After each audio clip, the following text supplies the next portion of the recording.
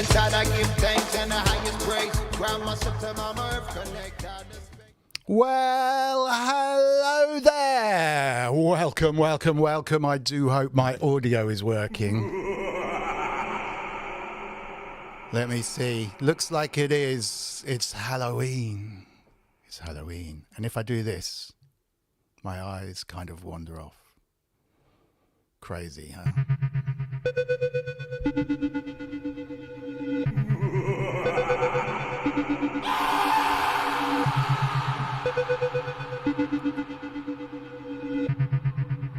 Anyway, enough of that. Welcome, welcome, welcome. I have a spoofer. Actually, what a filthy... I think it's a spoofer or a spoffle. Sorry, it's disgustingly dusty. Wonder if there's a less dusty side. No. I'm awfully sorry. I shall clean it for the next time. I thought it might get rid of some pops. Yeah, I think it does. Might make me a bit quieter, so do let us know on the level front whether everything is kind of working okay. Maybe if I try that, it's probably a little better. Thank you, Gethsemane. I presume you can hear me. Never looked better. Yeah. Somewhere there's a button that allows me to change all that. Just hold on 1 second. Cobwebs on the mic. That's it, Wagyu. I planned it that way. I've got cobwebs on the mic. It's not embarrassing at all, turning the lights on, turning the lights on in the studio and suddenly seeing bits of fluff all over my spoff. Is it a spoffle? I don't know. Let's have a look. There's a magic button here that can make me turn into Fire Skull. Fire Skull! And lastly, as well as Fire Skull, I can turn into Voodoo Man.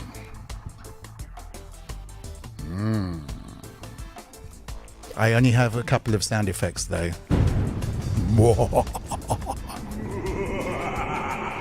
I think, to be fair, for now, my favourite is probably this guy and his wandering eyes. Back again. Hear what? Oh, I do hope you can hear me. It says, Richard Hilton, the nicest man in pop music and music in general, to be honest. I'm awfully sorry if you arrived here earlier, expecting a full-on show, an hour early, to be precise. It's because the clocks changed last night, as they probably did across various bits of Europe as well, I would imagine. Awfully sorry, I only realised, and then by that time it was kind of too late. So I did post a little thing in the YouTube stream to say, awfully sorry if you're here early. But sorry for that. And I couldn't watch because I was trying to set things up, Jamie's stream, so I hope that was really good. I'm not sure if it's still going on now, but that was an EMOM thing. We're going to be talking about EMOM today with my amazing guest, Simon Greatbatch. So we'll talk about EMOMs and his kind of life story and history. Really, really nice guy. We kind of just started chatting at Synthfest this year. And I said, oh, you should come on. And he sent me an amazing track that he sent me a bunch of tracks, actually. But amazing one he put together over lockdown, and it was really late in the day that I came across them, and they came through, and I had to listen. And the first track I can't get out of my head. It's really, really good. So he said pick one, so I've picked that. Hello and welcome to all of you, especially everyone in the chat. If you're listening on replay, hello to you. Thank you for your support. Really, it's absolutely amazing. We get an awful lot of listens post show. And I know quite a lot of those maybe come from Australia, where Gasm is around, and a whole bunch. We do have some American visitors over here in the chat, and some Canadian guys as well, which is absolutely fantastic. But thank you. The guys that are in here live at the moment, Universal Vibe, hello to you. Gethsemane Music gets 5 extra points in the quiz for saying, sorry, the UK fell back a week earlier than us. Well, probably. We'll have to run that past Mrs. Wiggly when she's here. Paul Talbot, hello. Will Joseph, hello to you. Paul Nebius, Paul Nebanius, hello to you. Happy Halloween. Wagyu, as always. Inky the Cat, hello to you. Inky's head moderator, chief moderator in command of everything. We do have some other moderators as well, whom you can see because they have spanners, and they all do a wonderful job. Thank you so much. We get occasional visits from spam bots every now and then. I don't think we've ever had to kick anyone out of the chat other than bots or anything, but if anyone does misbehave, obviously they can use their spanners. Hello to Electronic Sounds Audio. Hello to you, sir. Oh, I've just realised I owe you a track tomorrow, don't I? Flip. Dean at Electronic Sounds, who I bigged up in the week during my streams. Amazing sample packs. Check out Electronic Sounds Audio. Is having a big event, which I've promised him a track for. And I haven't mastered it yet, so I'm hoping it's not live tomorrow evening, but even if it was, I can probably still get it to you. If you wouldn't mind posting the details in the chat, Dean, I can big it up and advertise it here, because it's such a good thing. But check out his sample packs at electronicsounds.com as well. What else is Keith in Watford? Hello to you. Azio Head, hello to you. Olmore Frazzle, best name in the chat today, I think. Paul Artola, Homegrown, Richard Hilton, nicest man in music. Just everyone. It's really, really lovely to see you all. Really, really fabulous. I'm probably getting a little bit weird with this weird thing on my face. Maybe I'll just flip it back just 1 second, just to be normal for a moment. Hold on 1 second. Let me try. Not that one, but that one. Uncle Wester Fibley, says Paul Artola, absolutely. Lion Sand is in the chat. Hello to you, Ray. Lovely to see you. And anyone who watched the Wednesday stream, Ollie's fine, absolutely fine. A bit of a panic attack. It was a strange stream. Thank you very, very much to the wonderful Kent Spong. Kent Spong, can you tell me what's wrong? He came in and told us what was wrong, actually, so that was really neat. There'll be another one this Wednesday, all things considered, but it's all good. Gethsemane Music, thank you so much for the $10 for plastic surgery. yeah, instantly it worked. I put it towards it. It's all good. Thank you very, very much for that. There's no horn at the moment because Hazel the dog is going to come upstairs in a moment and join us for the Halloween quiz. And it's not fair on a puppy to have the big horn going off, which usually means we raise a lot less money. But thank you very much, Gethsemane. I will double horn next week. We raised £101 last week, which brought our total up to £7,395, which is $8,589 by today's exchange rates, because the pound's improved a little bit. So that's just brilliant. Plus Gethsemane's donation. If you do fancy popping in a donation using the super chat functions, it all goes to Great Ormond Street Hospital, which is a fabulous hospital based in the UK. Children's Hospital, Loullamae's kind of favourite charity, and she's been raising money through the quiz for the last year, hence nearly £7,500, which is just absolutely brilliant. There are now so many people on the list of thank yous that I'm going to switch it to running, I think, at the end with the credits to say thank you to absolutely everybody involved. But no, thank you, absolutely thank you. So £101 last week, which was just absolutely brilliant. Quiz will be long, about 7:30. Ian J. Cole, hello to you. Lady Aptitude, thank you so much for joining. David Serchek's in the house as well. Corrosive Abuser, my word, thank you so much for joining us. We have an absolutely fabulous guest with us. Like I said, Simon Greatbatch, I know very little about other than we bumped into each other at Synthfest. He's very talented, big into synths. He's jumped on the whole EMOM thing in a big way, and a couple of people have sent me emails saying, oh, brilliant, I'm glad that you got Simon on the show. I love what he's doing, and he's been really supportive, and it's all been absolutely fantastic. So welcome along, Simon. Thank you so much for joining us. How are you, sir? I'm good, thank you. Hi, everyone. Good. So tell us about the EMOM side. Just, why are all these people saying, oh, he's great, I love it? Well, I mean, obviously, because you're good, but what's your EMOM I wasn't EMOM aware history? that they were, to be honest. But, well, it's true. I went along to Jim's event at the Durbreck Studios in Derby. And Gotcha. I believe it was the first one that he'd done. And thoroughly enjoyed the night. And I met Andy Brooks there. And they were very encouraged me to actually make sure I did something at the next one. So Jim was one of the enthusiasts, and Andrew Brooks as well. So they've obviously jumped into it. So were you performing or were you visiting at that stage? The first one I visited, and then the second one I went to, I actually did a performance, Oh, which, to be honest, is the first one I've done. It's the only one I've done up to this point. I think I'm on again at the next Derby one, which I think is the 17th of November, something like that, unless Jim tells me otherwise. That's fantastic. That's really good. What kit did you take with you then for the first performance? Well, something I won't be taking again. I've got a Phantom 7. Right. And it's like lugging a dead body around with you. So rather large, and took that in an MPC. And the great thing about forcing yourself to do something, it forced me to learn, well, not everything, obviously, but it forced me to learn a bit about the MPC. Right. So I put together a couple of tracks on that and linked that up to the Phantom. And yeah, that's it all went from there.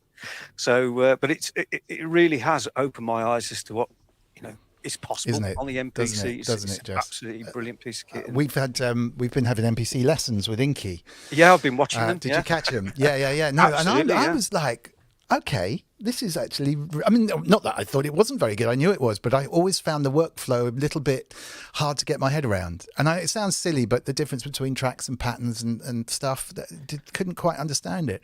And then both me and Kent went from kind of zero to making a beat and understanding how we made it in a couple of lessons. So it was really good. Thank goodness for Inky. She just does some, absolutely holds the whole scene together, to be honest. But which one are you using? I've got an MPC Live.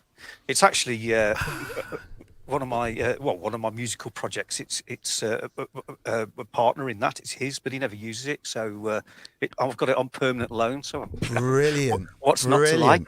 Yeah, absolutely. Yeah. And with all the updates. Oh, Ulmore Frazzle. Sorry to interrupt. Thank you so much.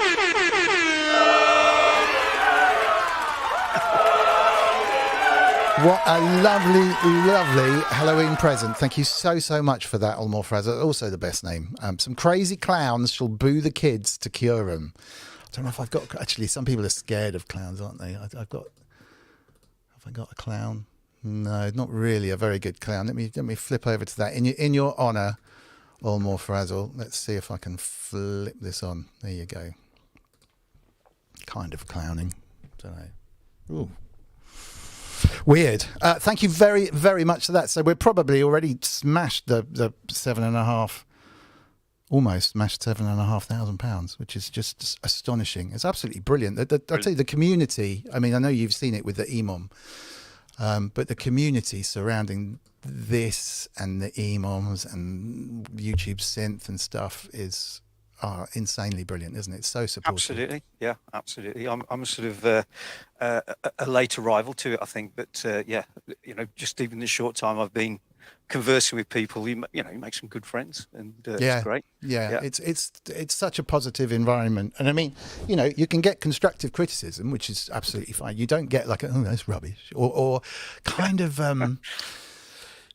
Competition, do you know what I mean? That kind of nasty side of competition. It's just like, it's general encouragement, and if people want to hear, like, well, actually, do you know what, that snare's a bit loud, or whatever it might be, do you know what I mean? Or maybe that's a bit busy, or what have you. So good, so good. So long may that continue. And I think the EMOM is sort of crystallizing the whole thing a little bit as well, and allowing people to go out and play, and suddenly it's sort of crossing over to real people, do you know what I mean? Outside of this community, that people go and seeing it, And actually, it's a very funky thing to be involved with. It's the kit's really cool. Do you know what I mean? It's an impressive thing to watch, right?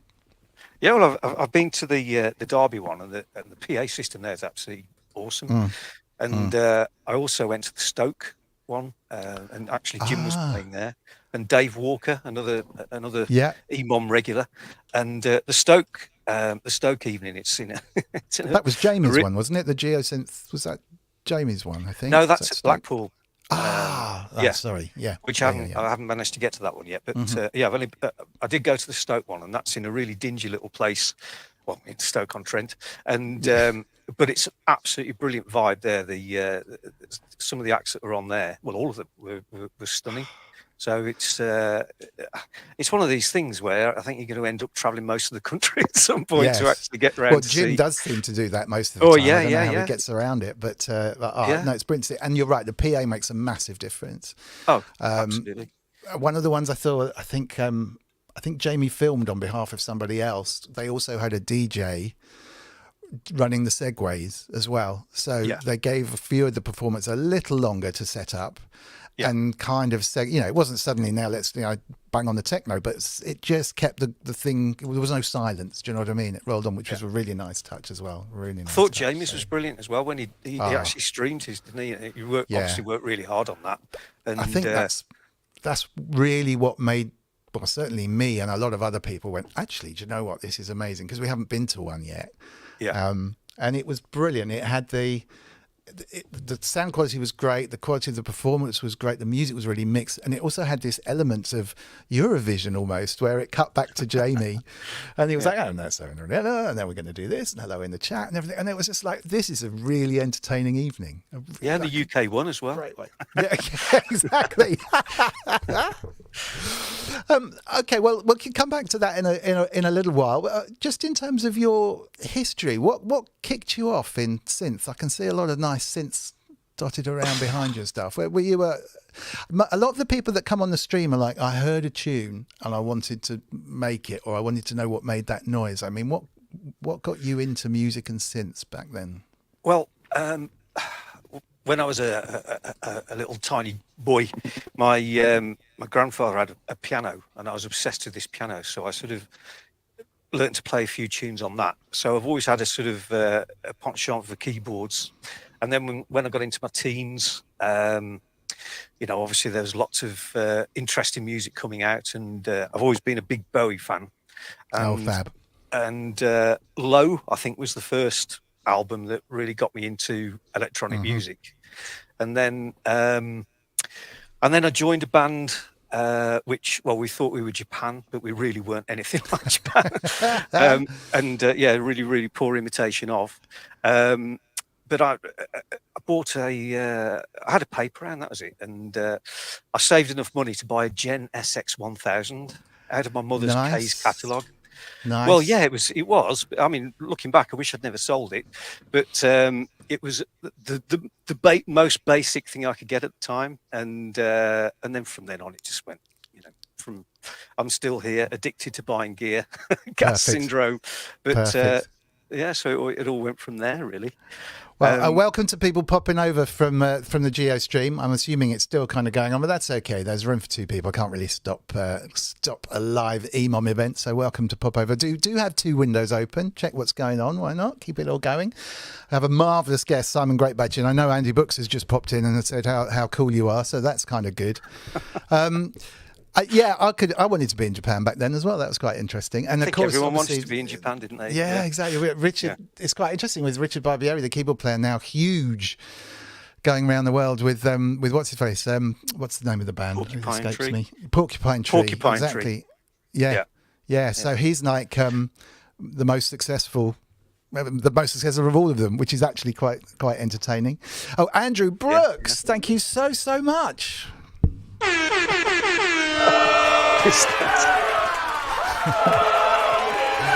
You look like Nick Rhodes. I've been having this debate with Andy. He keeps saying I look like Nick Rhodes. I can't suck my cheeks in enough to look like Nick Rhodes. Did you look like David Sylvian back in the day? Because they were similar. I tried, but failed dismally. I then got into Thomas Dolby, so I wanted to so I started wearing round glasses. Good stuff. With me. Yeah. Fantastic. Yeah. So after your Gen keyboard, let me just say, I think maybe everyone's popped over from there now. Maybe the imams are gone over. Hey to Grace Griffin. Hello to everyone. Hello to Kostukai. I had the two open. That's kind of cool. You got to keep them going. Jim Glue, thank you so much. It was payday. Hey Jim. We are hornless today, just because in a little while Hazel should be coming up for us to celebrate our Halloween kind of thing, and the horn obviously puts her off. So we've got an evil laugh, we've got an elephant, got got a stream. Hello. Oh, I've just unplugged my headphones. That's it. Sorry if I bang the mic. I was like, where have I gone? We've got a baduntish, whatever you like, really. But thank you and welcome, and thank you for joining us. So sorry, just to go back before Jim Goose so kindly donated £10, and thank you very, very much indeed for that. So after your Gen, you turned into what? Well, then I progressed to a Juno 6. Very nice. Which is one of the synths that I regret selling most Just going to of all. say, I bet you wish you'd hang on to that as well. Wow. And then from the Juno 6, I then got. I'm just trying to think what it was now. I've had that many different ones. I'll probably lose track. But from the Juno 6, I then went to a Prophet 2000 and a DX27. And that's when things really started to kick in. Hook. Because that's right. I bought a Yamaha CX5 computer. And, brilliant. No, Well, I really was selling those things. Well, I mean, yeah, right. But I mean, I was selling those things. I had a Saturday job at the London Rock Shop back then. Oh, right. Okay. Yeah. And it was cool. Yeah. Not much of an application for making music, but at that time, everything that was just cool, wasn't it? It was like, oh man, it's a computer with, a DX7 Exactly. That was my initial idea, was because I really wanted a computer on stage. Yeah. And so I had this really crappy old portable TV screen with my CX5 linked up to it. You're not the only one. This sounds like my life story as well. Yeah. I think it's probably a lot of people gone the same. But yeah, and then I got the Prophet 2000 because I wanted a sampler, and I managed to get a second-hand Prophet 2000 and a DX27, and. But it used to take me about a month to put anything together on the CX5. So then, I mean, I'm probably jumping a few hoops here, but then the Atari came along, and that's when things really started to kicked off from there. Right, there. Yeah, because the only alternative from the CX5 back then were things like the Yumi, which was based on BBC Micro, and we used to sell those out the Rock Shop. Yeah. Was a friend of the guy who owned the shop, I think, and Vince Clarke had one for a while, and the guy out of Le Mans, Stephen Luscombe. But the forever thing, like when you're demoing it, was like, Yumi's just crashed again. Do you know what I mean? It's like gone, this big box thing. But it did sequence stuff and MIDI, and it was the first proper way of doing that kind of thing. Hello to Failed Muso. I was trying to think of your nickname there, Robbie. Everyone has a DX in their closet. Yeah, Failed Muso obviously does a Friday stream. ProSynth Network is a massive DX7 fanatic, or DX FM fanatic. But also BG Ollie, who'll probably be around in the chat a bit later, is big on CX5. So you should hook up. He's still got all that stuff. He's got the cards for it. He's really into arcade gaming, like proper old arcade cabinets, but also the CX5 and really funky little kind of circuit bending stuff. Oh, that'd be a cool nostalgia trip, definitely. Yeah, absolutely. I think those two hooked up as well and just sort of started swapping stories and things. But yeah, so is that computer still in a box somewhere, or did you manage to sell it? Do you know, I was trying to think about this earlier. I don't know what happened to that. I really don't. I think I moved house at some point, and I think I've left it behind. Upstairs in your grandparents'. Probably in a loft somewhere. Yeah. But wow. So regrettably, no. It was a great idea. I think if it hadn't been part of that whole. What was it? It was a particular GMX or GSX or some. It was a type of MSX. Yeah.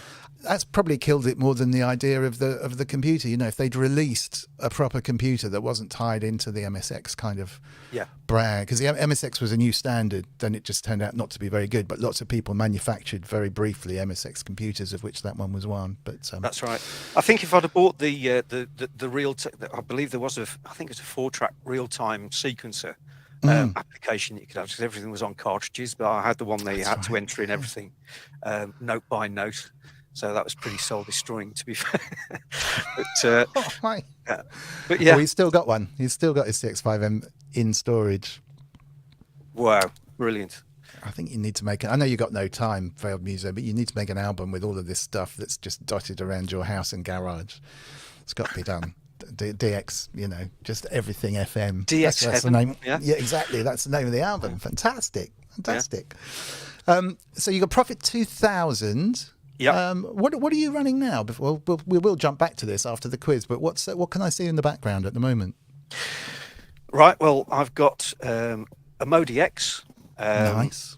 my Phantom, and then the stuff at the back. That's the current live rig that I use for when I'm playing in the band, and I've got that in conjunction with Main Stage.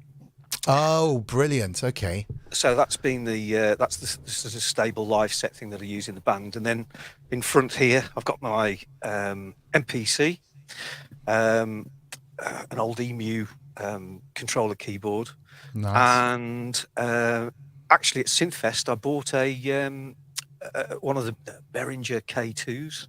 Yeah. It was about 170 quid. And I thought, oh, go on, why not? So it'd be something to use at EMOM. Yeah, and then totally. And then software-wise, Logic, basically. That's been using that for years and love it. But now all this EMOM stuff's come along. I'm trying to get into the hardware elements side of things.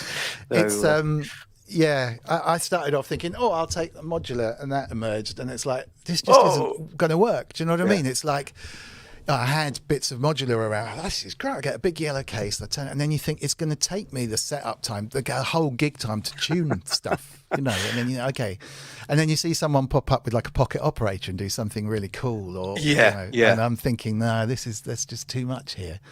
There's a guy at Jim's night, and he did a whole set on, I can't remember what it was now. It was just on this little tiny thing, and it was the most incredible sound I've ever heard. And it was just pure hardcore drum and bass. And all off, I think it was I can't remember the name of it now. Jim might be able to remember. Octatrack or something, or was it something more basic? No, it was name escapes me, but doesn't matter. It'll come back. It's my age. Yeah. Me too. So and these teenage engineering's the little things that they do. I mean, everything's little that they do, but the really little ones, some of the guys are doing stuff on there which is just mind blowing, and it's the size of a calculator. So he's a Poly-N tracker, Jim says. Poly-N tracker, that's the one. They are so cool. Yeah, so cool. I mean, that's all you need, really. Yeah. Hats off to Andy Brooks, because sorry, Hazel's just arrived. oh wow! Hi, Hazel. Hazel, you gorgeous girl. You're really scary, aren't you, Hazel? Dressed as a pumpkin. Oh, sweetheart, look at you. Hi, Loullamae. I haven't got headphones on yet. Give us a second. Oh, pumpkin Hazel, right. Can I put those around your... I'll have to squeeze in a little bit. Yeah, ready? No, that's not working. There you go. Oh, that's an easier way of doing it, isn't it? Let's put these on here. Hello. Nope, that one. Hello, Loullamae. Try that. 1 second. How you doing? Where have you gone? Excellent. Hang on. Where have you gone? This is in there. Try that. Hello. Oh, that's better. Wow. What a gorgeous pumpkin puppy. It's a bit like... definitely won the Cute Award. Yeah. Is this my life now kind of look? Awesome. Oh, sweetheart. You okay, my darling? Should we take the top one off? Are you okay? She just seems a little bit like... Hang on. She doesn't really care. No, she's very vague about the whole thing. You okay? Do you want to take the hat off? Should we do that? And then you can keep the... Yeah? We'll put it on later. We'll pop it back on in a second. There you go. Wow. Hey, Robert Fat That's the Hex. Welcome to the chat. Yeah, okay. Well, the horn is off, you'll be pleased to know. Mrs. Wiggly is in the house. Hello to you. Hello, everyone. Hi, Mrs. Wiggly. Hello there, Simon. How are you? Good, thanks. How are you? Good. Not too bad, thank you. Dressing Excellent. up the puppy. I'm sure she's really pleased about that. Oh, she really liked it. She was very cooperative. Oh, Yeah, my dogs didn't take too kindly to it, so I think the pumpkin that they were dressed in is ripped up into shreds on the living room floor at the moment. So that plan didn't go. Didn't go too well then. No, not at all. No. Well, we shall see what sort of state the pumpkin outfit is at the end of the show. huge love in the chat for the Wiggly family. Thank you so much. Hello, everyone. We've been we've had a good day actually. We've been carving pumpkins, Like Hazel. which isn't in the we didn't carve Hazel. Are you ready for the quiz? Am I ever? It's kind of obviously it's a Halloweeny quiz. There's a few more jokes than proper questions, to be honest. All right. Oh yeah, Mrs. Wiggly, have you seen my eyes? Look. That's not really much different from, I was about to say from the normal Mr. Wiggly, but What, my just wonky eyes all day? yes, I have seen your eyes, my love. Thank you. I will pop my eyes back to a normal situation. 1 second. Otherwise, it'll be a bit too weird. Do you have the questions, Mrs. Wiggly? Yeah. Okie doke. Actually, Halloween is like the only time you can legit go out and scare all the children. Are you talking to me? Sorry. I can't believe I said that, to be honest. You I know, think it things just like came that out. don't get you brownie points. Really don't. Shall I play the thank you for saving my keys jingle? Finding my keys Well, jingle. I've pretty much saved a lot You this did. week. You did. You sorted everything out. I don't even think I've got that as a backup jingle. No one wants to hear it. Okay, I'll find it during the. Thank you, Mrs. Wiggly, for doing everything that you do. And I'm sorry to have just made a joke that you're scary for children. I do apologise. Moving swiftly on. With a tumbleweed. Oh! Now a few more people are watching. Just before we start, when we were at Synthfest, opposite the Soma stand where I was, were these amazing guys from Synth Cables. They are Bob and Joe. And they made these amazing cables, which were kind of LED lights, mainly modular stuff. Really good quality, really good price, and they completely sold out. They're now making version 2. So, but they've given us a discount code. We don't make anything off the discount code. We've passed it all on to you. If you want, particularly at the moment, modular cables, you get 20% off. And they're really, really awesome guys. So if you go to synthcables.com, UK-based company, really lovely, Joe and Bob, just use code Mr. Wiggly on the checkout and you literally get 20% off. And they're I mean, I think a lot of modular cables, jack to jacks, tend to be on the heavy side in terms of, the good quality, but they tend to be quite high. So if you're interested, just pop that in. Like I say, we don't get anything, but rather than anything for charity or whatever, just pass it on. And I'm trying to put together a few more kind of codes like that. So if you're into modular, they don't yet do that many instrument cables, I think. But yeah, check it out. Lovely guys, lovely quality cables, 20% off. Use code Mr. Wiggly at synthcables.com. There you go. So rather than forget that one, that's a really good thing. Right, let's head down for the quiz then. If you are on in YouTube, you need to be looking at not the top chat. You want to be all chat or something like that. Live chat. Live chat, I think. Live chat is better than top chat. Otherwise, you'll miss half the answers. Simon gets an advantage because he's obviously going to see it slightly before you. People in the chat see it slightly later. And we see messages coming in sometimes in a slightly different order to you. So, I mean, there's no prizes or anything. It's just for fun, so don't get too worried about it. I got my first one right last week, so I'm on. Did you? Oh. Yeah. Well, you're in with the chance there. Hey. Want to watch? All right. Let's see if we can do it without Hazel chewing up the... I can't hold it. I'm can't. holding So it. shall I hold them for you? I'm too busy holding this pumpkin. Okay, she's off camera now, really. But Yeah, Hazel just wants to sleep. is she tired? I don't know, she's been yawning and kind of... Oh, let me see if we can get you both on just about. There you go. There we go. Oh. Oh, Bobby, look at you. Oh, I wish my dog was that obedient. Yeah, she's not always Well, like not that. always, considering she's chewing half of our table. I think she's probably just tired. But yeah, she has started chewing the table, and she did chew up the dog training book as well, which I found quite ironic. So look at that face. She obviously knows, doesn't she? Well, exactly. Yeah, that's what I think of that. Yeah. Okay, ready, Mrs. Wiggly? Yep. Ready, Simon? Yep. Ready, Loullamae? Yeah. Here we go.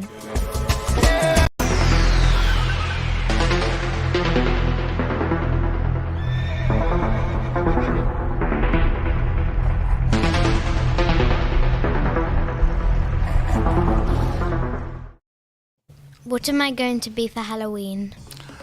What is Loullamae going to dress up as for Halloween? Can Which? I put her hat back on? A witch? No. Actually, leave it off of the quiz just for a second in case it gets too warm. Have another guess, though. A clown. No. Well, it's a good one, actually. You got Patrick Bateman from a pumpkin from Lady Aptitude, a girl from Get So Many Music. She is a girl, a ghost. Zombie Boris Johnson from Future World Machines. A kitty? No. It's. Can I tell them it's like a clue?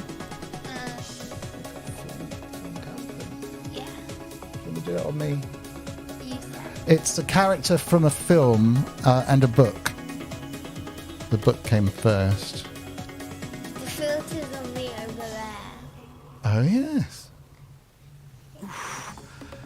It's Failing dismally here. Vampirina. Your cheat sheet was no good, Andrew Brooks. He said it sent you some Oh, so answers. Wagyu got it. Wagyu got it. No. Oh, did he? Yeah, he did, yeah. Wagyu got it. Really? Cruella Yeah. de Vil. How does he do it? Wagyu, well done.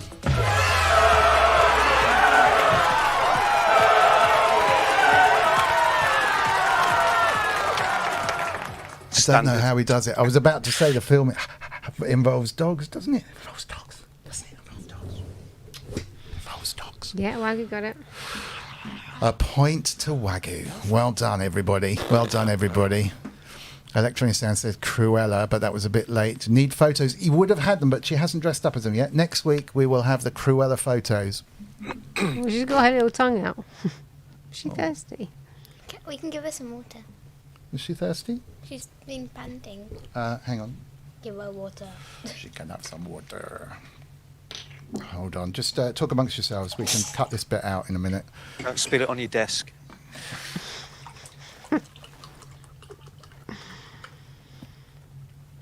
She's thirsty. Oh, Oh, sweetheart. Poppy, There you were go. thirsty, girl. Oh, Is that all right? She wants some more. She much prefers water from my glass as well. it's all the I think vodka in it. Exactly. Yeah. Is that better? Good girl. Good girl. Good girl. All right, eyes down for question 2. It's about to happen. Here we go.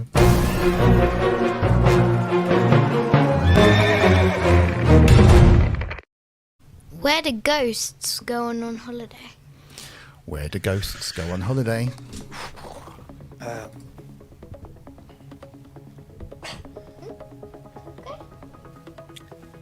She's not hot in that, is she?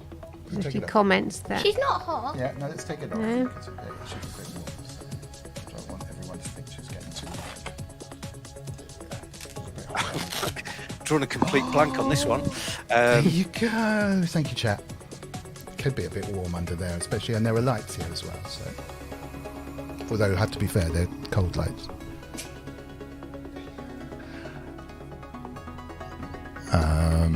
Nothing yet, Mrs. Wiggly. Oh, yeah.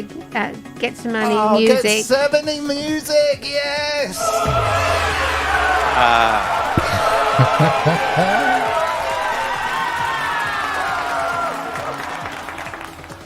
Just about to say Malibu. that. Very good, Get 70.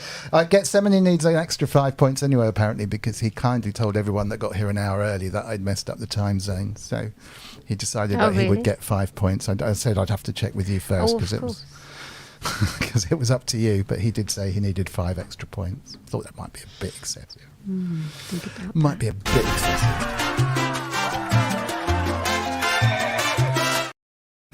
Which of Hazel's new food flavours does she not like? Hazel's got a ton of new food because she's been really fussy, and they're like They're called things like adult food, basically. You know that she's got. What's an example? Chicken and something. Liver. Chicken. Pork this way. Pork this way is one of them. That's one of them. But there's one particular flavour. We had a sort of variety pack that she hates, which I can relate Prawn to. cocktail. Because No. I mean, people are saying carrots broader than that. To be fair, It's more of a it's more of a category really. of food. waffle. Spider chunks. No, not liver. And she probably would like liver and tripe. That's better, isn't it? Well, native VS is kind of Veggies right. at Gethsemane. Jim Glue said vegetables. Jan Setter said vegetables. Yeah, but Who said? native VS kind of said vegan, which is Oh, I suppose so. it's kind of it, Wagyu really. said vegetables But again. it's called Second. veggie- Wagyu should have a point, I think, and Native VS should have a point because the name of it is called vegetables. It's not. Is it not? What's it It's called? Veggie. It's not called that at all. What's it called? It's called plant food. Oh. Oh. Well, no one got it. Well, should we? All right, plant. Well, should we that's give it why to I Native? said native VS because he was the Okay. nearest to vegan. All right, Native VS gets it. Yes.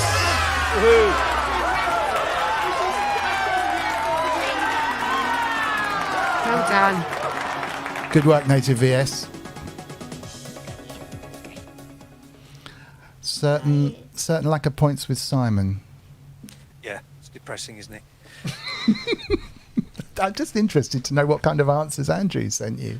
Yeah, well, they're absolutely no use, believe me. That's just not answering. Just random words like pink and Pink. Pink. Yeah, they're kind of unanswerable, really. I mean, I guess, yeah, anyway. Yeah, okay. Next question on its way now. Stand by.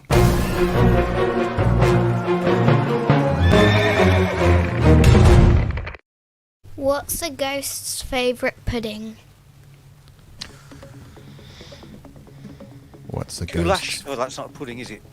Oh, this is another silly one.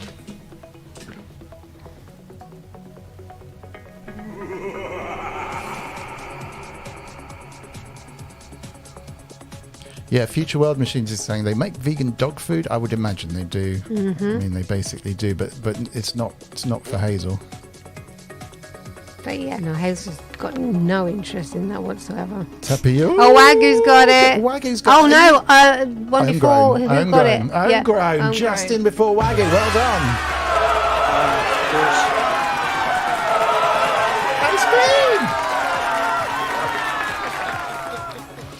Okay, this is definitely not Google. I do hope there are no Googlers going It's on. definitely in the easier when you're Googling playing at States. home. Can she have some more water? Yes, she can. Hold on 1 second. All right, here we go again.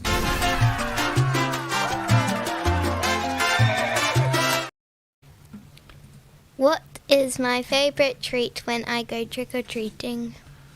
What's the favourite treat when Loullamae goes trick-or-treating? Chocolate. Now, there's... Oh, no. Good guess, though. There's two. There's one from last year and one from this year. One of them is a chocolate bar. The other one, I have Dime no bar? idea. No. It is a chocolate bar. Wait, you can't eat paper. Mars bar? No. Twix, no. Snickers, no. It's kind of... I always thought it was an old school bar. Curly Whirly?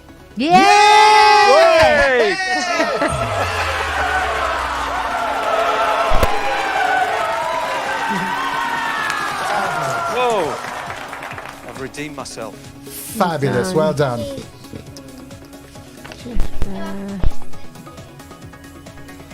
There is one this year. I don't think Yeah. anyone's going to guess They're not that, gonna to be get honest. that. No. And then we've got plenty of questions. So Not unless they've got kids.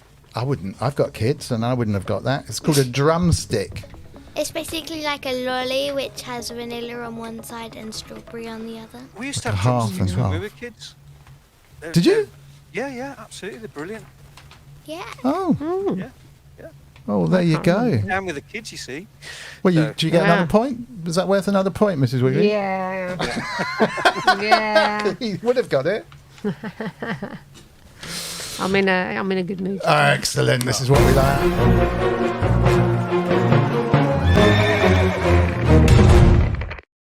Why are graveyards so noisy?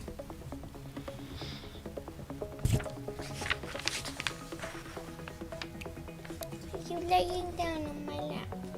Andrew Brooks likes drumsticks.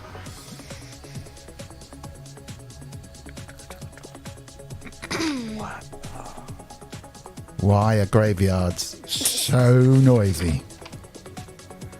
Howls? No.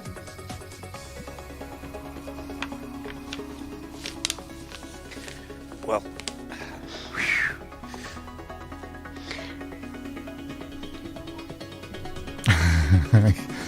Nicky Cat said they've only just reached the posh Southerners. It takes about 50 years for a Northern chocolate bar to make it down here. Because of all the rock, not bad, not bad. Future Machine, World Machine says, I know this one. That's not quite the right answer, though. Shall we call it? Yeah. Yeah, because the music just finished. Okay. Because Oh, somebody got it. Oh, just in Just time. in time. Who's that? Corrosive abuser because of all the coughing. Waff, waff, waff, waff.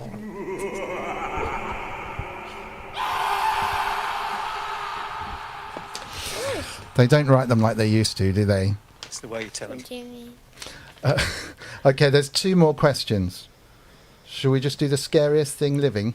Or do you want to do the other joke one as well? It's up to I you. want to do backup question. The backup question. Yeah. Okay, you do the backup one and the It's a- scariest I've living gotten thing. too Okay. full. Hang on, darling. What are you doing? Then you can take. We'll do the quick fires Can and you then hold you'll. this? for a Yep. second? Hazel's going to fall. Honey. Stand by. It's all right. We'll edit this bit out as well. Very good. Very, very good, corrosive abuse. So, Mrs. Wiggly, what are the scores on the doors, please?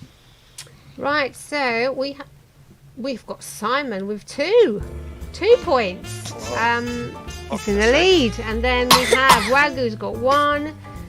Gets I always pronounce it. Gethsemane. Yeah, Gethsemane Music's got 1. Native VS has got 1. Homegrown has got 1, and Corrosive Abuser has got 1.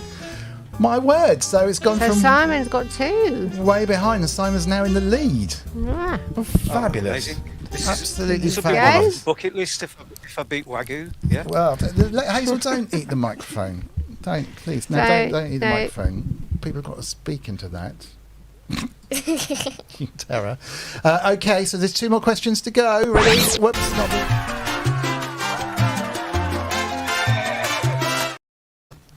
What amazing snack did I make this afternoon? What amazing snack did Loullamae make this afternoon? And it's Halloweeny. Halloweeny. Yeah, exactly. Dish Pumpkin up biscuits. Pumpkin something. Close. Pumpkin tart. No, Pumpkin crisps. not quite. Close. It's really close. What's in a pumpkin that you could do stuff with? The seeds. Yes. What What did would I you do do with the them? seeds? What can You would. Snack. Think snack. Yeah. A pumpkin seed bar.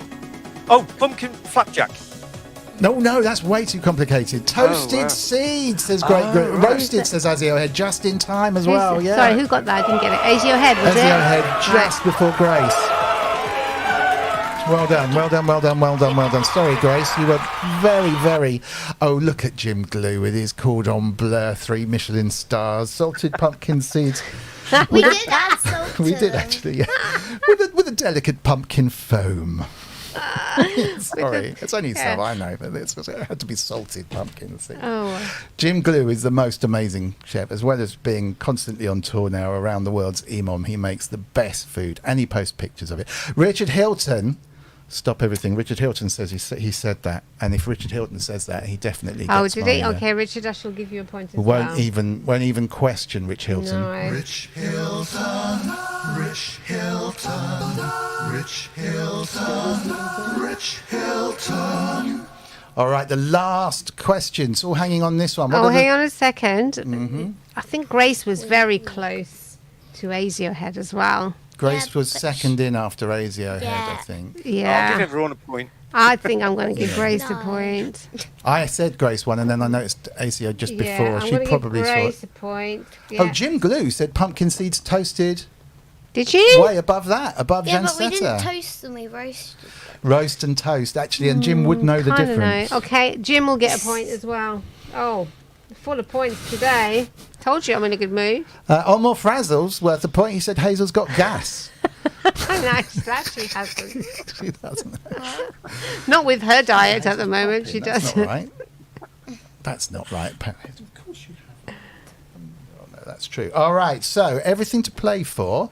Who's in line to win at the moment, Mrs. Wiggly? Well, it's still Richard.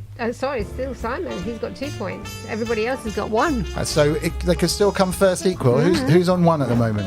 We've got Wagyu 1, Getsamani Music 1, Native of VS 1, Homegrown 1, Asiohead 1, Richard Hilton 1, Grace 1, Jim 1, and Corrosive Abuser 1. Yeah, okay. Sorry about the little hiss going on. We've got a problem on one of the channel strips, but I'm sure it's not taking away from the excitement of the quiz. Can you give us some more water? She looks thirsty. Hold on. What are you doing? Just turning something off and on again, because that's what Grace told me. Can you just push the red Loullamae button? No, she doesn't like the water. Is that fizzy? No. Of course it's it isn't. No, if anyone saw me pouring water in from this, it's just normal water in a recycled bottle. Not fizzy. Fizzy vodka. Well, yes, anyway. Future World Machines is joint third. This is really good, right? One more question, and it's a good one. Here's a good one. Well, What have you seen? I think it's in the reflection. All right, here we go.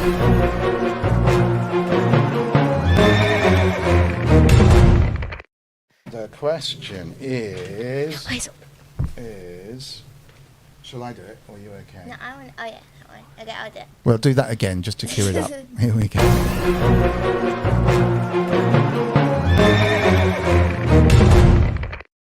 What's the scariest living thing? The scariest living thing, according to Loullamae.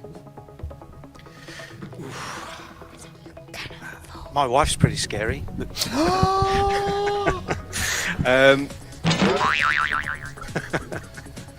I don't think she's watching. Okay. Will Joseph says me. Matt Evans says me. Hazel. Actually, Hazel can be pretty scary when she's growling. Andrew Brooks, what did Andrew Brooks say? Spider. I think he gets it, really, because no one's going to get the Yeah. actual Tarantula? spider. It's not a tarantula, it's a specific spider, but Andrew Brooks should definitely get a point for that. I'm just checking that nobody else got spider before that. Jacob Rees-Mogg is quite close there for our UK friends. Wagyu says me. Ty is pretty scary, Wagyu, that's true as well. Mr. Wiggly without the makeup. No, it's a spider. If you're arachnophobic, i.e. afraid of spiders, please look away now, because we have a picture of the scariest spider in the world, according to Loullamae. So please do look away. It's called a wolf spider, and it looks like this. Oh, And wolf spiders, if they haven't got a web, they build a little web on their back and carry around their eggs on their back in a mini back web, which is quite cool, but makes for a pretty scary looking thing, I'd say, if that kind of suddenly crawled across your face while you were asleep. It's a spider, sweetheart. It's probably her, like she's I seeing think on she screen. can see a reflection on the window, actually, through there.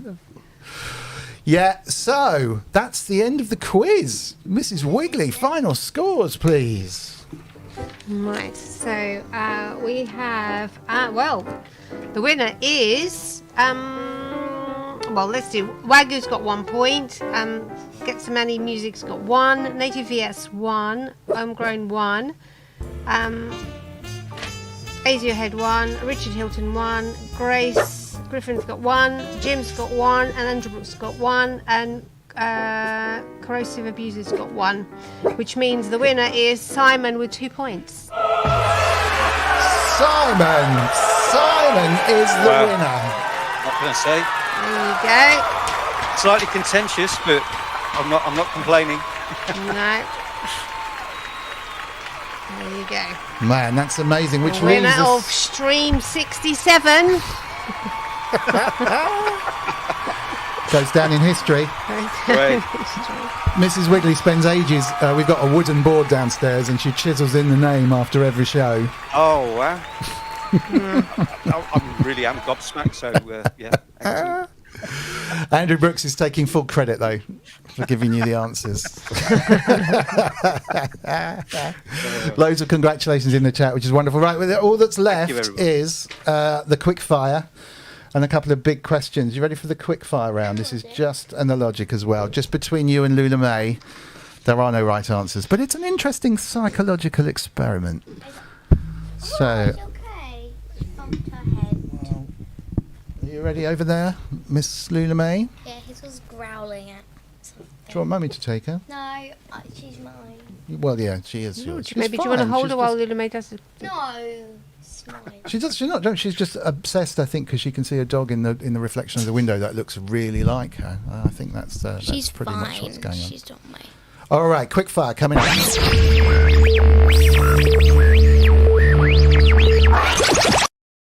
Hot or cold? Hot. Red or black? Red. Pipe or slippers? Pipe. See the future or change the past? See the future. Gold or silver? Gold. Boat or plane? Boat. Odd or even? Even.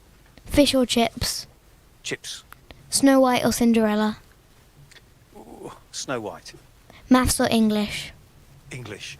Badger or baboon? Badger. Definitely. Analog or digital? Analog.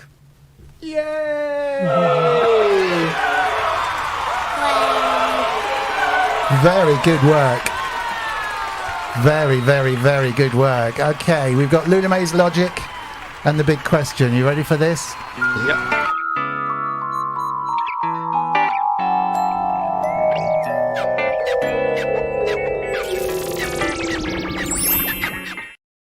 If you drop the soap on the floor, is the floor cleaner or is the soap dirtier?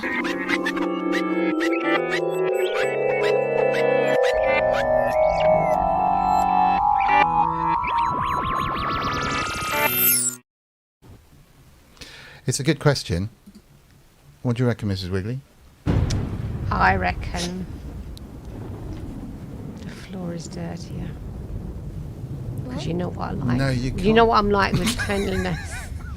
What? Can't watch. We have to be a very dirty pit of That soap. wasn't an option. Surely the floor's cleaner or the soap's dirtier. Well, yeah, maybe it's the wrong kind of soap. Dirty soap. Okay, Mrs. Wiggly, did you have a big question?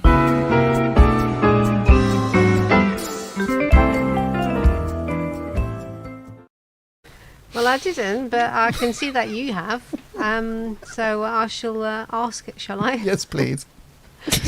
So, my big question is, what's a really great thing to buy Mr. Wiggly for Christmas?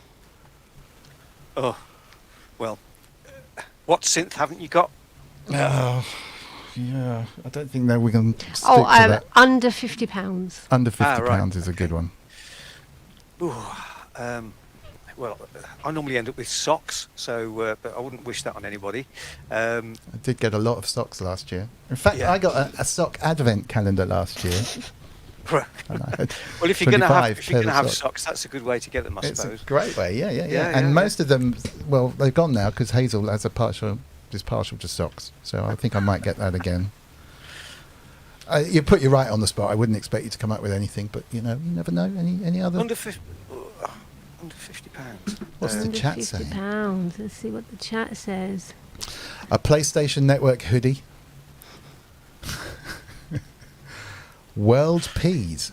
Key World finder, Peace, wicked. maybe that is. Yes. Key finder, yeah. Who said a key by Will Joseph? Yeah, that's exactly what I'm going to buy him. I think you hit it. Use that Kai Rhythm Wolf patch cable with 20% off from patchcables.com. A wig. A wig. Yeah. Okay, that's quite enough of that. Smart Homes.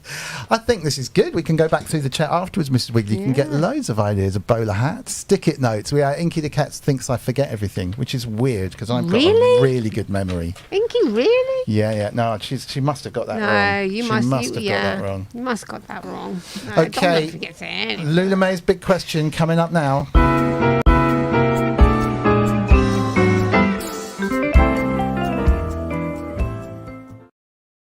What's your favourite Halloween treat that you have ever baked?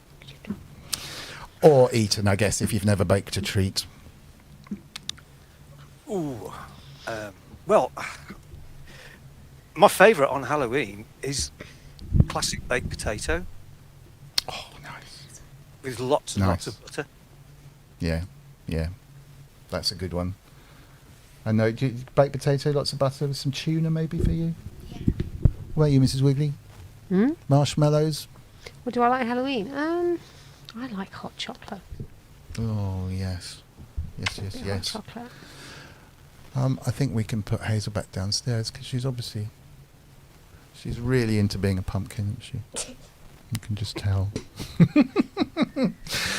Brilliant. Well, you won, Simon Greatbatch. Well done, Simon. Just incredible. Thank you very just much. Incredible. There's a good girl. He's a good girl.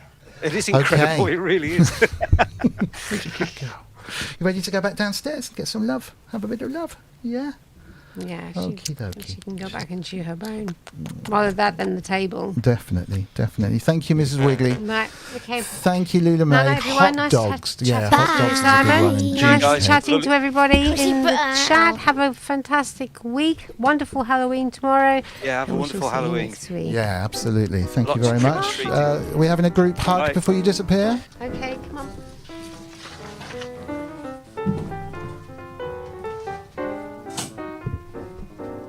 You got her. Well, you'll need to pick her up, darling. 'cause There's a lot of packaging paper that I've been sorting out behind there, which is probably absolutely heaven for Come dogs. on, right. Okay, bye-bye. Bye. Bye. Bye.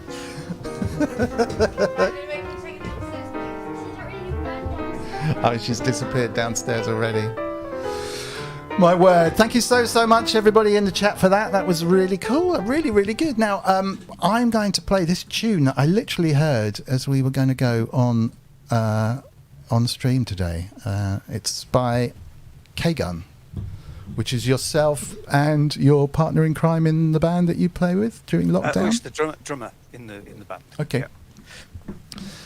It's really good. So we'll return to the real world. We'll play this, and then we'll have a chat about music in the background and what the band's all about, and any questions that you want to ask, and the whole of the rest of it. I'm just so impressed that you won. It's just brilliant.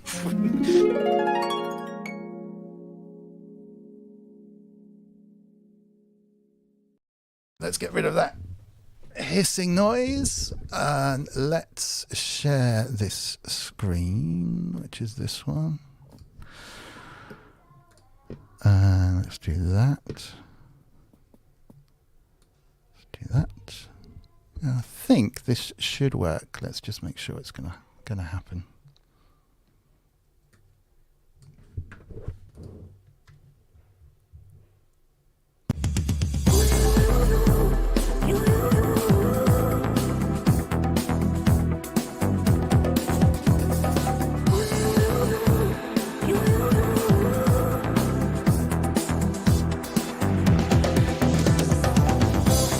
Beat 'em on, it goes on, like the beat 'em on.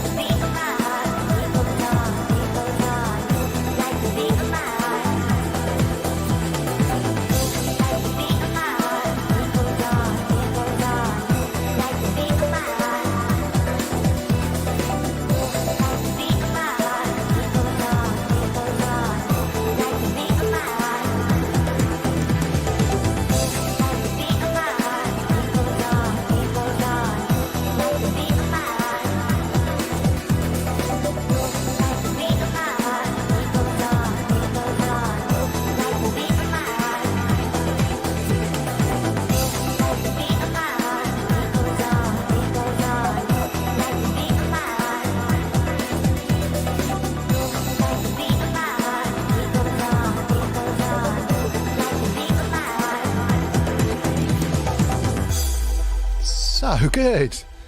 Heard it Thank you very twice much. now. It's just, honestly, stuck in my head.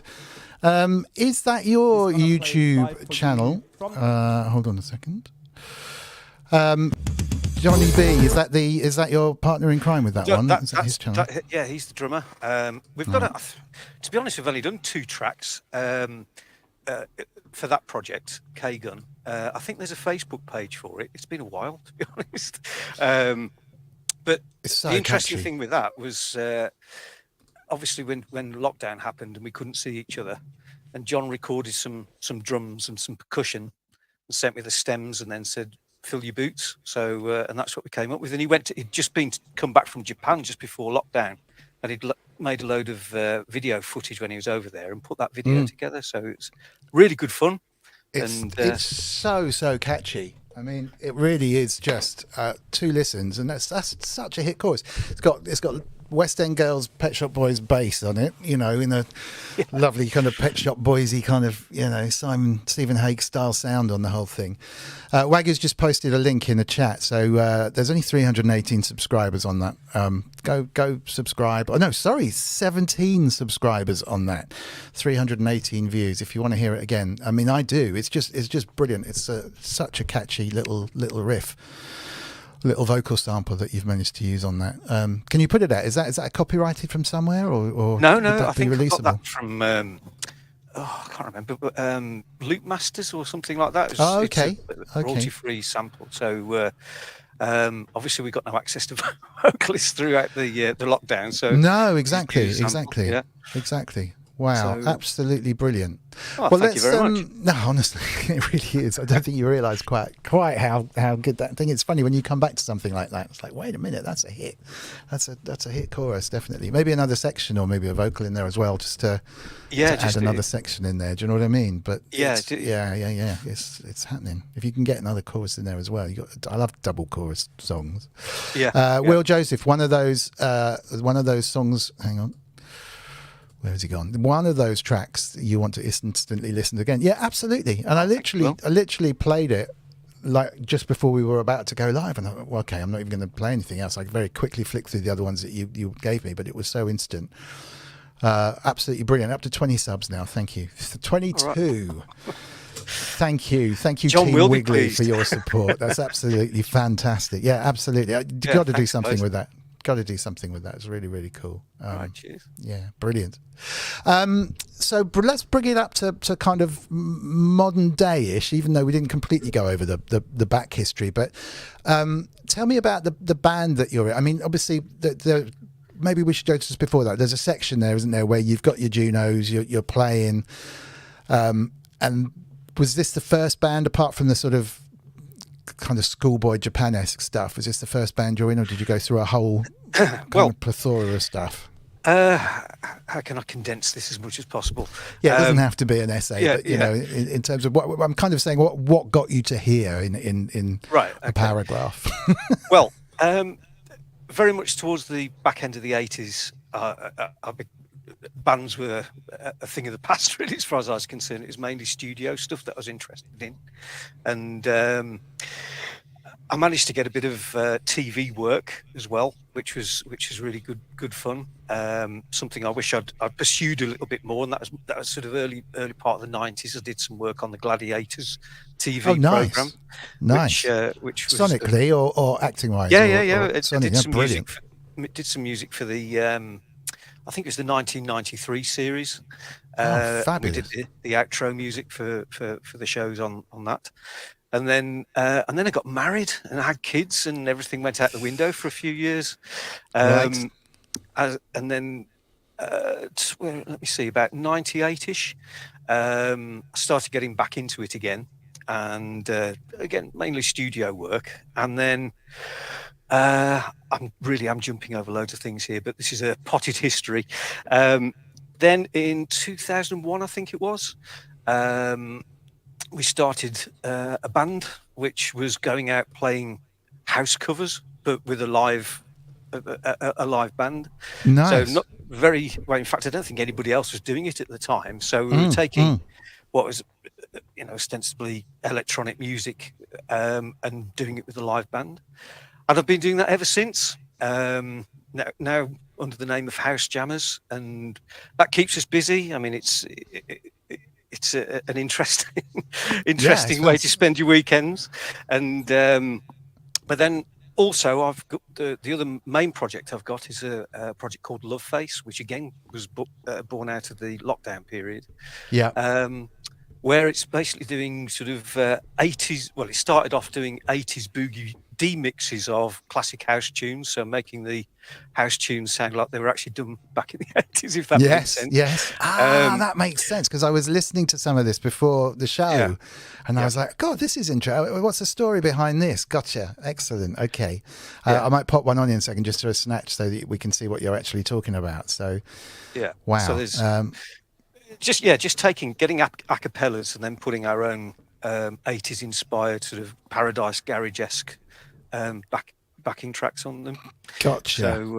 So okay, let me put one of those on so we know what you're talking about. So you've got the kind of commercial, go out and play the weekends kind of, entertaining band, and then you've got the real, the low key kind of funky stuff going on in the background. That's brilliant. Yeah, so just putting that out on vinyl and vinyl only releases, because they're all bootlegs at the end of the day, so you've got no clearance. Exactly. Well, let's see. Let's take a look at this and just see what we've got running here. Oh, right, okay. Will this be okay? This one's fine, because it's actually not a demix. Cool. This is just a vocal sample, but this gives you an indication of the kind of style that we're doing.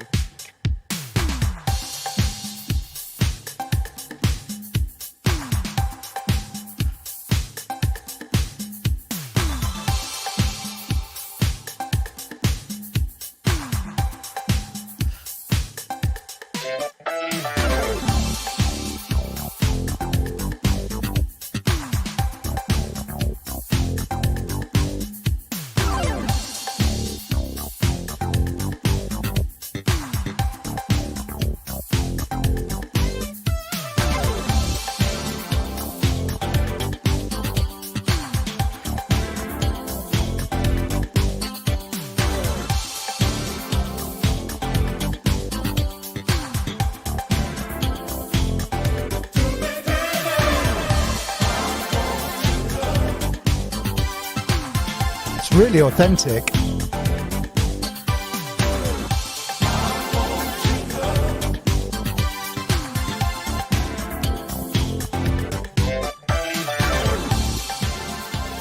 Yeah, it's totally authentic. It goes isn't on it? for ages, so no, but it's. I was listening to this thinking, what am I actually listening to? Is this from back in the day or whatever? It's fabulous. Yeah, so that's the fun part, is trying to make stuff sound like it was done in the 80s, but just Fat Dust says, can you hear the Bee Gees? I don't think there's Bee Gees in there, but you never know. I don't think it is the Bee Gees, no. In fact, I couldn't tell you who this vocal sample is from. Oh yes, bit of vocoder going on in there as well. Fantastic. Absolutely. Just piles of cheese, and it's. So is this all programmed, or I mean, there's some really nice funky bass going on in there? Was it? Yeah, actually, the bass is all sort of programmed. Although the guitaring, it's handy having a band, because you can draw in the members of the band. So that's the guitarist out of the band playing that, and then my partner in crime with this one is he's actually a DJ, and he's got an encyclopedic knowledge of music, and he'll be able to tell you who sampled what. And so he's very much the sort of he'll provide me with the samples and stuff, and then just tell me to get on with it, and then come together at the end just to get the arrangements done. Fabulous. So, when I used to do more session keyboard work with DJs, honestly, the references that they would come out with, like, oh, hang on a minute, I think this loop or this little stab stand or this thing might work there, and rummage around through piles of records and go, here it is, some really obscure thing I've never heard before that's absolutely perfect, like, whoa, absolutely. It's like a walking sample library. Exactly that. Oh, Rob Fadas saying there was one album, High Civilization, from the 90s by the Bee Gees, which sounds similar but is a forgotten LP. Well, wow. I Forgotten definitely Bee know Gees. that's not the Bee Gees, but I couldn't tell you who it is. So Wow. I think it's some really, if I remember rightly, that vocal sample was used in some mad rave track in the early 90s. Okay. Originally sampled from an early 80s electro boogie track, which nobody ever So bought. good though. So good. Breakwater meets James D-Train. Yeah, D-Train. Yeah, D-Train is a big influence for us. Have you ever DJ'd yourself? No, I wouldn't know where to start. Wouldn't know where to start. I'm often saying to people, it's not really your aptitude at mixing things, it's what you choose, isn't it? It's like, Absolutely. forget how brilliant you are. It's like for the selector. It's incredible. I mean, that's the one really encouraging thing about this project. Actually, I've had some amazing support from people like Horse Meat Disco and. Oh yeah. I know those guys. Oh, sorry, Rob. Yeah, no. We were trying to guess the sample. No, that's fine. Right. The vibe is really good. Yeah, I was chatting to Rob about Bee Gees when they were about to give up music, and their manager suggested that they might want to try a disco album.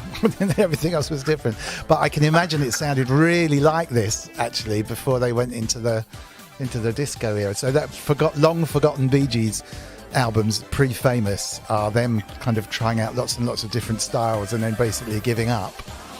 And it's Stigwood, wasn't it? I think he managed them and said, yeah, there's this film coming out. Yeah, sort of disco-y thing. Oh, did you fancy doing a track? That was it. Paul Artola, yeah, left turntable all right. When do you start? Yes, dead right, that is. Absolutely.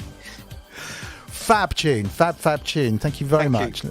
Let's pop that back. Really, really good. Really, I mean, I'm still blown away by that first track. I think that's an undiscovered classic going on in there. It's so close to being just it's really an earworm, isn't it? Basically. Well, that's great. And the interesting thing about that is the real drums. You know, trying to do something slightly dancey with a real Right. drummer. Right. That was the attraction of doing that one. course. So yeah, he's playing all the that's He's real playing drums and real percussion. drums on there.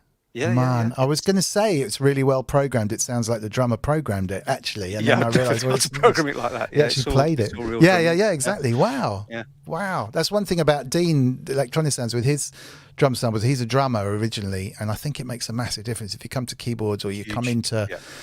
the electronic environment as a drummer. These things are just completely different. You know, it's you can really tell. Oh, that's cool. That's really, really good. So that's obviously keeping you busy. There's a lot of stuff going on there. I mean, obviously that was a lockdown kind of work just to keep yourself going. Are you gigging a lot now? Or? It's the gigging picked up last year quite a lot, and had quite a few festivals last year, and we still do fab. the private functions and corporate events and all the usual stuff. So we've got it's looking pretty good for next year as well. And I mean, it's just brilliant. It just keeps an old man like me pretending to be a rock star every weekend. So, it's a great feeling just being on stage. It is. With It's just- people it's just- smiling and enjoying Absolutely. it. Yeah, Yeah. especially the festival crowd as well. If you can go out and play that, that's marvelous. That's really Absolutely. good. So that is really good fun. But the focus actually is on getting some EMOM stuff together, just to Brilliant. do something really different. So Brilliant. Oh, I mean, that's going to be amazing. So yeah, back in our EMOM tip, it's this like scale everything down. You know, I mean, Andy Brooks, I think he did it, the first one with quite a big modular rig and a scaled down one for the second one. It's almost like you draw the short straw if you've got so much kit there. Jim's is pretty cool, isn't it? It's a bunch of Electron kit and a few bits and pieces in a big flight case. Both those guys, I mean, the stuff that they're putting out at the EMOMs is superb. And anybody that uses a modular, I wouldn't have a clue where to start. I mean, So, I know I've got one. I'm early days, really early days, and I'm okay, but I'm just still trying to find the right setup. I know it sounds weird, but I'm so used to working on a mixing desk and flying in effects sends, almost playing the desk, from the old days when you used to do it and write it into an SSL or whatever. That's where I get lost. So I've just bought some mini mixing modules with aux sends on there to go in them, and I feel better about that. I can actually, there's all those bits are normally missing, the reverb or whatever. So yeah, no, I mean, I think I think I'm getting there. I was saying in the week, if I'm not there on this one, I might just reconsider and just like forget this ridiculous idea, you know. But are you involved in putting together the vinyl releases and the whole kind of management of that organisation and booking and? Well, yeah. As far as the vinyl stuff concerned, that's the Loveface side of things. I mean, Lee does a lot of that, but we've got a press and distribution deal, and nice. We just send out. Well, basically, we're on our 7th EP now since 2000 and since 2020. So we're just finalising the 7th one, and I mean, literally get about 500 copies pressed of each, and I think the first one has had a repress, so that's quite encouraging. But put it this way, we're definitely not in it for the money because there's hardly any money involved in it. But it's just really nice to get your stuff out there and getting it played. And great. So that deal, is that through a pressing plant or through a label of some kind, or I mean, how does that process? Because I know I'm only asking because a lot of people in the chat are like, I'd love to do that. I'd love to get my tune out on vinyl. You know, how do I even start? What would I do? There's quite a few companies out there that will actually get vinyls cut for you, and then they'll distribute it. Obviously, they've got to make sure that they're going to return get their money back, because and so it's a case of the more stuff you put out, the more in debt you get with them until your sales get over a certain threshold. So 1 week you can actually have a reasonable amount of credit in the account, and then you do a new release, and all of a sudden it's all wiped out for the next one. So that's interesting though. But they are actually fronting the initial outlay of the pressing and distributing, and then billing you back for it. That's interesting. Okay, absolutely. But I'm sure there's a lot of people out there that if you front it yourself, that's the initial pressing is and getting the the plates done. That's the expensive part. Unfortunately, at the moment, the problem is because I don't think there's actually a vinyl pressing plant left in the UK, believe it or not. It's all done in Europe. I heard that. So there's huge amount of backlog. And there's a lot of major labels jumping the queue, I think, isn't there, with bigger orders, because everyone's suddenly seeing. Ironically, the jump in vinyl has come about, and they're all now jumping on the vinyl. That's right. Yeah, exactly. Yeah, I mean, literally, gosh, when was the last This must have been pre-lockdown. I met up with an old colleague who has a label, but basically they broker tunes into iTunes and all sorts, but they distribute, they press, they're involved in music films. It's a big operation. It's been around for a long time. And he was saying that almost the entire company's profit at that time, even before lockdown, was by far generated on the vinyl side, because they may not sell much vinyl, but the margins are actually really high, back then on the vinyl for them. Because he had access to the right pressing plants and all the rest of it, and so someone might pay £20 for a limited edition vinyl, which they'd have to sell, 50 CDs or something to cover the same margin on it, which was, and that was a long time ago. I think it's there's been quite a few instances actually recently where vinyl sales have outstripped CD sales by quite a considerable margin. So the only reason we do it on vinyl is because it's something tangible to we're hoping that the crate diggers will get onto it and they'll have something that will be there for forever, rather than a digital, digital virtual file. So that's the idea. Plus, it's really good, really good. Do you know what it costs to put together about 500? A release of 500? What that actually roughly is a ballpark? It's gone up dramatically, actually. In the last two releases have shot up in price for obvious reasons, but I think you're looking at around about 1,500, 1,700 quid to get everything done. Okay. But then obviously you've got distribution costs on top of that. But it's there's lots of places where the stuff's available. Juno Records, right? Obviously, Juno's a great outsource. And lots of independent online and physical record shops that stock it. So it's great fun. Wow. It's really good fun. Just very doable. If your unit costs about £5 and you can sell them for 10 or whatever, that's still just 100% margin on it. It's amazing, absolutely amazing. There was a specific question from Universal Vibe slightly a while ago.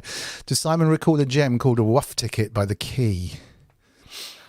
That's probably your DJ partner would be that on that one. Yeah, exactly. That's where I could do with Lee here. I don't actually off the top of my head, but I will definitely check that out. Yes, that's presumably on similar lines to the second track that we played. Yeah, quite possibly. Do you know, I'm terrible with remembering names, but I probably, when I hear it, I think, oh yeah, I do know this track. I do know that one. Yeah. Yeah, check when we check it back. Yeah, check with Lee. That would be quite interesting. Yeah. There's lots of vinyl, lots of love for vinyl comments going on, including the wonderful Grace Griffin. I don't know if do you know Grace through the whole scene? Good mate of Andy's. Yeah, I've never met her, but okay. I'm very much aware of her and speak occasionally in the chatty rooms. Right. Does on stage like in-ear sound for really, really famous singers, which must be very stressful. There are people out there doing very limited run of lathe cuts by hand. Wow. My band did a 7 and a 10-inch lathe cut with a guy here in his shed. Wow. No, that's brilliant. Yeah. Well, so you literally, I guess you're just cutting each one, right? Wow. That's interesting. That is interesting. Yeah. I can't help thinking a lot of people are looking at setting up plants again, and then maybe there'll be too many. Do you know what I mean? I don't know. Chance would be a fine thing, obviously, because there's definitely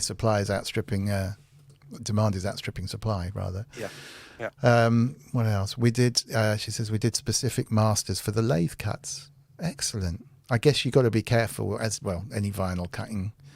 You got to be careful with the phase and that kind of stuff, the normal stuff that you can get away with on the CD. But I guess your P&D deal does mastering, does it? I guess as part of the process. They just take the masters off us, and I did learn that to the first release because the earlier ones. There's a couple of tracks which I would really have loved to actually send them a new master because a couple of them are really seriously bass heavy. Right. But yeah, you learn by your mistakes, don't you? Yes. I can't play it on my record deck, which isn't a particularly good one, to be fair. But as soon as I put the Crystal Waters one on that we did, the needle just jumps constantly across the hole because it's just got too much bass going on. So that was proper cutting back then. Wow, and the phase of the whole thing. Obviously, you can't have the. You can on a digital thing. You can have the speakers doing that. You wouldn't hear anything, but you obviously can't have the needle doing that on a record deck. It's just physically impossible to kind of do that. Grace, hang on. There's another message from Grace. It says it's a different machine to pressing from plates. You get blank discs that are cut directly from the machine in real time. How fantastic! Wow. You could press to order. To be fair, that'd be great. I mean, what's the capacity when you say limited run? How many? Oh, it's funny you should ask that. She just posted we did 25 7-inch and 30 10-inch. Right, okay. Can you share the cost, Grace? And where this man or lady lives? Yeah. Contact you. I mean, that is brilliant. I mean, 30, a limited run of 30. Wow, yeah, it sounds ace. Sounds really, really good. That's very interesting. No, thank you for the information because I know a lot of people are kind of looking with EMOMs picking up. You can, I guess, sell a few. They haven't done big on merch at EMOMs yet, but I'm sure that's the next thing. A little merch thing in the corner. Yeah. To sell a few little T-shirts or bits and pieces and stuff will be the next thing. So it'd be nice to get that organised. That'd be a great idea. Yeah. So what's the future looking like in terms of, I guess I should ask the one that most people incidentally, anyone in the chat, if you have any questions, like just now, just pop them in with a QQ or whatever on there so I can pick them out easily. It's in Sheffield, Grace says. In terms of, everyone always wants to know what your dream synth is and whether there's anything on your list and, that kind of thing from a technology point of view. I have to say the last major purchase I made was the Phantom, and the only reason I bought that was because I was walking past Dawson's in Chester on my way to a boat party of all things, and they got a closing down sale sign in the window. Oh, and I said to the wife, I said, can I just have a quick look in here? And I went in, and they were selling this Phantom 7 for 1,900 quid, and I thought, wow, so I just got my credit card out. I didn't really need it, but I thought for that kind of money, I'd be stupid to let it go. So that's the only reason I've got that. I do love it. There's lots of things that are really frustrating about it. But But I have to be honest, most of the stuff that I do for Loveface or the K-Gun stuff or anything like that, it's all in the box. And Right. Logic based. all logic based, and the Arturia stuff and all that kind of thing. And excuse me, my headphones falling out. As much as I love as much as I love hardware, I mean, I've got a load of old sort of I've got a Supernova and an old EX5 rack and stuff like that here, but they never get turned on. And I know that's a terrible thing to say, but it's just so much easier for me to do it. Well, my workflow's better when I'm doing everything in the box. So there's not really anything that I need. What I need to do is focus on the stuff that I've got, and the MPC specifically. And you can go on buying gear. Good answer. Yeah. Go on buying gear forever, can't you? But if you, it's actually better, I think, from my experience. If you limit yourself, you end up being a lot more creative with what you've got. Yeah, no, very, very good. Very, very good. And a sensible answer as well. Culture of Ghosts says always love a bargain. That's with the Yamaha that you bought. Yeah, absolutely. I mean, how do you find Mainstage? Because it was always the bit of kit that I found pro synth players were using live and everyone else was using Ableton, if you see what I mean. But if you're a synth player, so many people, it was the quiet ones that just get out there and do their pro stuff with it. I absolutely love Mainstage because with the band, we try and perform the sets as if a DJ was playing it, so we don't actually stop in between tunes. Okay. So it's a mix from one thing to another. So I need something that I can get instant control and program changes and everything going from one track to the next, and then transition effects as well, so that you can transition from one track to the next smoothly while keeping the click going for the drummer and all this kind of stuff. So Mainstage is still by far the easiest way of me achieving what I want to achieve. That's actually one of the reasons why I bought the Phantom. I thought it would be really nice to actually ditch Mainstage and just go completely hardware based. But there's nothing. In fact, the closest to doing it would be the Modex, believe it or not, or a Montage. But even then, it's still not anywhere near what you can do with Mainstage. It is stunning, and it's incredible value. Is it still like 30 quid? Yeah, £30 on it. Yeah, I mean, it's got basically Logic's engine inside. It has an auto sampler that, like, if you've got a hardware synth with a patch that you need to play live, you push a button and it samples it all automatically and lays it out on the keys, so you can build it and then you carry it out and use it. It's stunning. Absolutely exactly. Stunning. When we've done work abroad with a band, I've literally just had to take my laptop, and then they hire in a controller keyboard over wherever we're playing, and then you just plug your Mac into that, and away you go. You've got the whole set just in your MacBook, all your sounds and everything. Fab. So it is brilliant. And I think with one exception, it's never let me down. I was going to ask, is there a little toolkit of bits or any tricks and tips to make sure you've got, if you're going around doing a gig with a laptop, always carry a spare thumb drive or whatever it might be? I don't know. When I bought the Mac I've got at the moment, it's only got USB 3 or Thunderbolt sockets on there. And obviously all my controller keyboards are USB 2. So don't forget to take your hub with you. That's the most important thing. So I have done that and thought, oh my God, what am I going to do? So, managed to absolutely run off to a PC world about 20 miles away from the gig and grab one just in time. Get one. So it's pretty embarrassing when you can't make a sound. That's true. I mean, the good thing about laptops is obviously battery, so you haven't got to worry about, spikes so much in electricity or drops in power or any of that kind of stuff, which you shouldn't get on stage, but you do because of the lighting rigs and, the way that stuff works. I was using Mac Mini live before this, and that's the only actual complete disaster I had when using Mainstage, because I was using a Mac Mini and I've got an iPad 2 which I was using as a monitor, and everything was fine, and then from one gig to the next, when I was running the Mac, it did an automatic update, and that update, it wasn't even to a completely different version of the operating system, but that that update dropped support for the iPad 2 as a monitor. So I turned up to this gig, and I couldn't see anything. There was no way of me actually playing. So I had to cobble together a few sounds on my FA. Just do and just go through the gig like that. So that's the only major disaster I've had with it. Wow. Ian J. Cole saying main stage is great apart from the drums. I guess you've got a drummer, so I just wondered why it wouldn't be so hot on drums. I mean, main stage. Well, from my experience of it, it's not really it controls the set for you. That's what I do use quite a lot of sounds in it, because obviously if you've got specific VSTs or audio unit sounds that you want to use, then it's all there for you.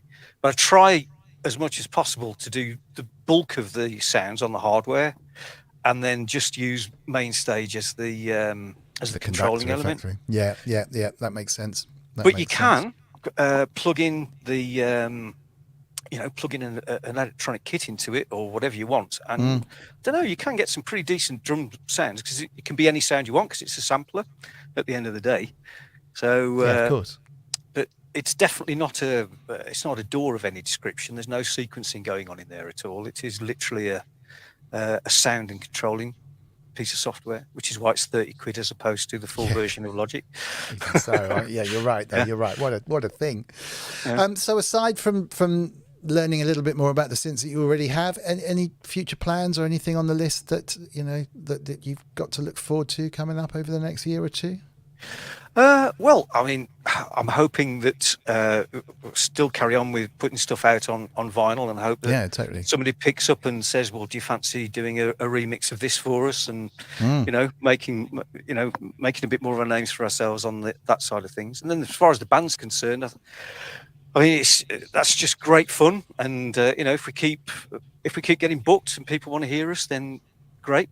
I'm quite happy to more of the same, really. I mean, it sounds brilliant. Yeah. It sounds absolutely brilliant. Just I missed a comment from Lion Sand Ray. He's over from Canada in London in May. So for Synth Meets in May. I mean, I think if you go to is it emom.com or something, I'm sure there's an emom website. Or maybe the Emom Facebook page actually is probably the best place. But there's going to be tons of Synth Meets in May by the time we get to May, I'm sure, because there's already tons in London and Brighton and dotted around the UK. Wag is saying that Native Yes is organising one at the University Union, I think, in May. So that's worth a true. So he was worth a check out. Native Yes was in the chat earlier. We'll hook you up, Lion. It'll be absolutely fine. Well, cool. I mean, what a absolutely fascinating chat. Thank you so much, and I'm blown away by that tune. I'm really blown away. I mean, I'm sure there's people in the chat saying, I'd love to get some stems or whatever. If you're thinking about doing anything with it, I'd love to kind of have a crack at mixing something into that, or coming up with an extra section or something. It'd be ace. More than welcome. Yeah, that'd be lovely. That'd be absolutely lovely.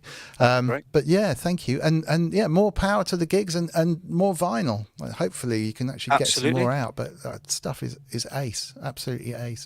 Where can people find you? Obviously, that's the YouTube link is a link for that tune. Is there anything that you've got your own Bandcamp and stuff? Or the Loveface stuff, we've got a YouTube site for that, which is Loveface Music. So if you just type in Loveface Music into YouTube, you'll find our channel. Okay. By all means, if you can sub to that'd be much appreciated. But that's got all of the tracks on that we've done so far on vinyl. We don't have a Bandcamp, or we don't have them available digitally, because obviously we want to promote the vinyl sales at this stage. Gotcha. So they are, strictly speaking, only available on vinyl at this stage. Okay, right. If you want to listen, just posting that in. So that's the YouTube link to Loveface Music. So if anyone would like to go and have a crack at that would be great. Push up the subscriber level a bit. Thank you very much indeed. That would be great. And Bandcamp or anything? Or? No, I haven't got Bandcamp. I need to get that sorted out, really. And then the only other one is, for the band, which is Housejammerz, spelt with a Z on the end. And the only stuff we've got live on that at the moment is actually on Facebook. But if you ever fancy coming to a live rave, then check us out. It's all good fun. Absolutely. I mean, it looks amazing. Lots of followers there as well, which is fabulous. I'm going to post a Facebook link to Housejammerz as well, so that's going to be there at the bottom. That's the definitely worth a follow, and it sounds like a lot of fun. Absolutely a lot of fun. There's some video. I did see there's some videos there of people having an absolutely awesome time. Some great sound. Yeah, it's really, really good. It's just so much fun just getting out and playing. That's what it's Brilliant. all about. That's absolutely what it's all about. Brilliant. As long as I'm having fun, then I'm happy. Amen to that. Amen to that. Listen, thank you so much. It's been we're kind of over time again, but it doesn't matter. It's been such good time, such good fun. Thank you so much for having me. Really enjoyed it. No, brilliant. I'm so pleased I bumped into you at Synthfest. It's been absolutely amazing. Likewise. So let's see if we can make that tune a hit. What's not to like? I got to see those answers Andrew sent through, but I have a feeling that none of them were to do with winning anything. Absolutely useless. Absolutely useless. Thanks, Andy. I remember that. Will Joyce is saying, is anything on now? I'm not sure what's happening. Wagyu, is there any other streams going on? I don't know if Kent is going to be running any streams now. There's usually something to go and find, but we shall see. No doubt Kent, if he's actually, he didn't join us, so he's probably unwell again. But I hope not. I hope he's been up and down. He recovered very well and he was around last week. But hopefully he's okay. Big love to Kent if you're watching on Catch Up. And big love to all of you, actually, if you're watching on live. We forget sometimes that lots of people catch up afterwards because of time zones or because they can't listen on the Sunday. KDK DJs is on if you like that stuff. That's really, really good. A previous guest on here as well. So go check those out. Follow Inky. Inky can post a link if she can. That's absolutely fine. Brilliant. Thanks again. And Thank you. Yeah, speak to you again in about 9 months to a year on the stream. I hope we can find out what's happened. That'd be great. And Yeah, then I'd love to do before that about that tune, because if there's anything I can do to help, that would be absolutely amazing. Oh, So, absolutely. Yeah. really I mean, cool. yeah. Excellent. Thank you. It'd be great to do something with it. Yeah. Cool. Thanks, All Dom. right. Have a great evening. Speak to you very soon. Cheers. Love Thanks, you in the guys, chat. in the Take chat. care. Thanks. Take everyone. care.